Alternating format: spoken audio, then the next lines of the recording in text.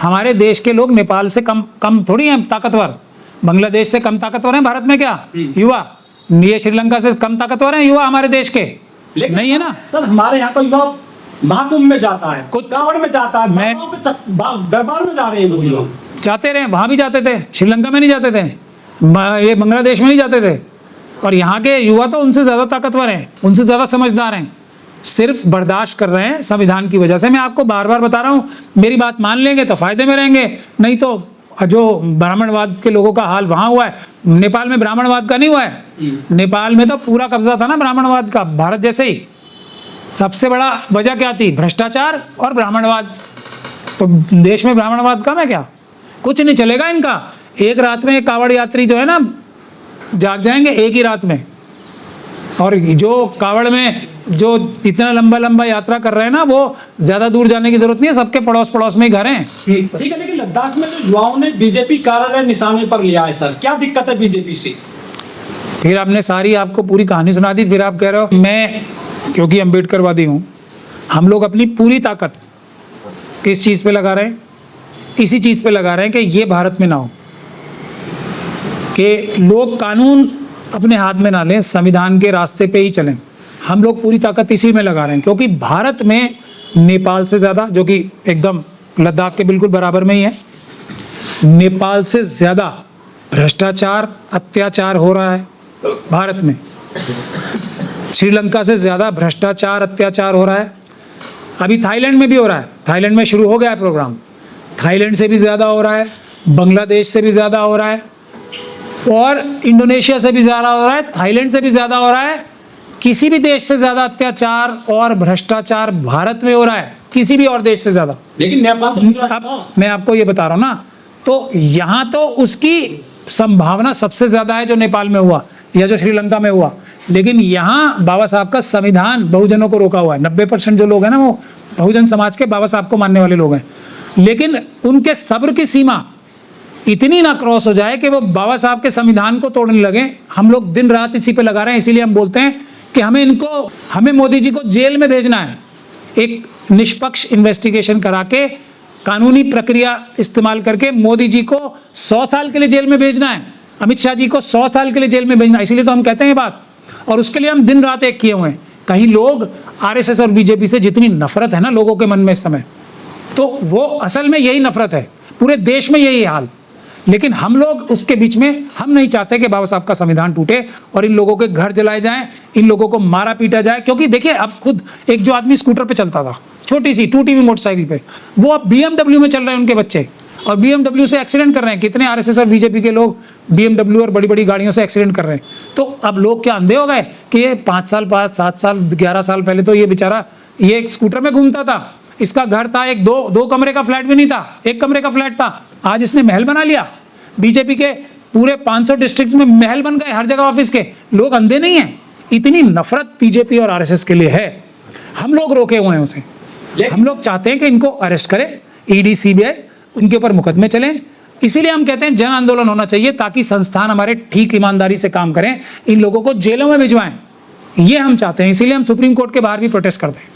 लेकिन लोग कह रहे हैं कि नेपाल जैसे हालात भारत में नहीं होंगे, क्योंकि यहाँ पे धर्म बहुत मजबूत है, युवा धर्म में लगा हुआ है, वो कांवड़ लाता है, वो नवरात्रि व्रत रखता है, मीडिया भी मजबूत है। इस गलत फहमी में जो लोग जिंदा है ना, हम लोग सिर्फ रोके हुए हैं। ये बात मैं आपको बार बार बोल रहा हूँ, ये सिर्फ और सिर्फ अम्बेडकरवादी रोके हुए हैं।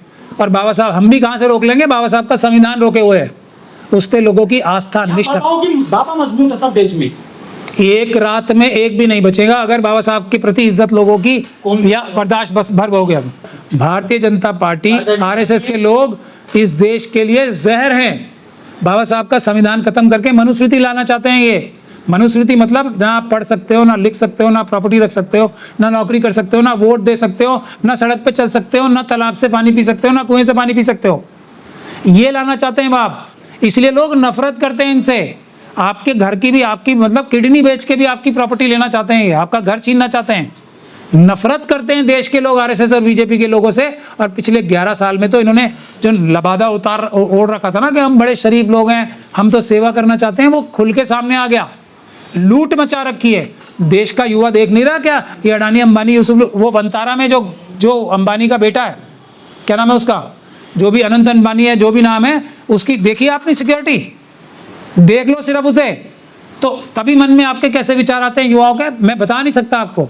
इधर जय शाह साहब का जो बेटा है उसके कपड़े देखे आपने? अभी गवई साहब के तो कपड़े देख लिए। हाँ, वो जो जय शाह है, अमित शाह साहब का बेटा, उसके कपड़े देखे आपने? क्या है उसकी, क्या क्वालिफिकेशन अमित शाह जी की और जय शाह साहब की, बताओ मुझे आप।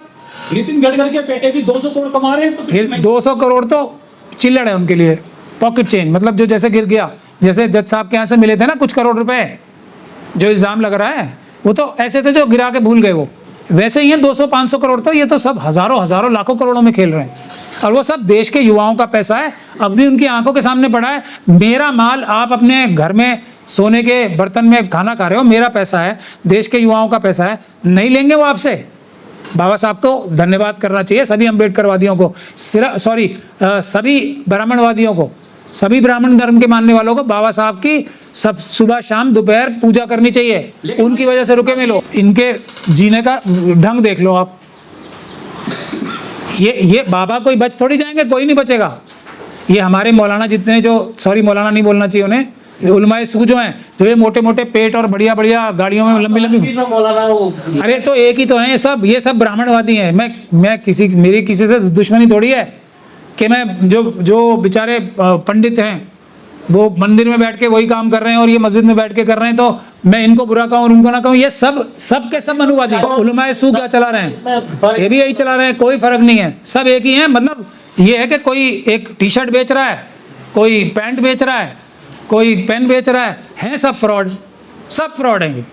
जो पैसे लेके बड़ी लंबी गाड़ियों में घूम रहा है वो सब फ्रॉड है, बिल्कुल। कोई इनका कोई लेना देना है क्या किसी चीज से? लेकिन नितिन गडकरी ने कहा है कि मेरा दिमाग 200 करोड़ रुपए का है प्रति महीने, और वो ब्राह्मण होने पर उन्हें गर्व है, उन्होंने कोई एक्शन नहीं लिया है, वो ये कहते हैं। दिमाग तो जब पता लगेगा जब अम्बेडकरवादियों की सरकार आ जाएगी, तब दिमाग पता लगेगा, सब पता लग जाएगा।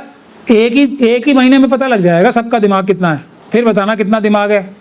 जो हमारे इंटरव्यू में बिठाते हैं ना, हमारे लोगों से सवाल पूछते हैं, सबकी वीडियोग्राफी कराएंगे और इनके लोगों से सवाल पूछते हैं। जितने ब्राह्मणवाद के मानने वाले होते हैं वो सब के सब कम अकल होते हैं। ये फॉर्मूला है, ये मैंने साबित सुप्रीम कोर्ट में भी किया था। पैदाइशी उनमें से एक आध कोई अच्छा हो सकता है नितिन गडकरी साहब उस करोड़ में से एक आदमी हो, पर वो एक आध ही होता है कोई, पर वो एक आध ही होता है, मतलब नॉर्मली। और हमारे लोग जो होते हैं ना बहुजन समाज के, वो सब इंटेलिजेंट होते हैं, मेहनती होते हैं, ईमानदार होते हैं। ये दिखावा और करने में, दिखावे की भी राजनीति नहीं करते हो, क्या मेरे लिए सब समान है। अब ये बस कहने के लिए और करने के लिए फर्क है। जिस दिन आरएसएस के लोग सच बोलने लगे, उस दिन जो सूर्य है ना वो पश्चिम से उगेगा, पूरब से नहीं।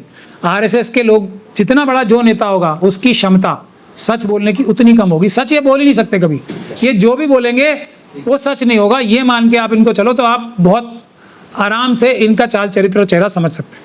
तो क्या लद्दाख से ये लड़ाई जो है यूपी में पहुंचेगी, दिल्ली में पहुंचेगी, क्या पूरे भारत में पहुंचेगी? हम लोग इसे रोकेंगे, हम लोग संवैधानिक रूप से इन लोगों को अरेस्ट करा के कानूनी माध्यम से जेलों में भिजवाएंगे, इनको मरने नहीं देंगे। हम इनकी लंबी उम्र की कामना भी करते हैं ताकि ये लंबे समय तक जेलों में रहें।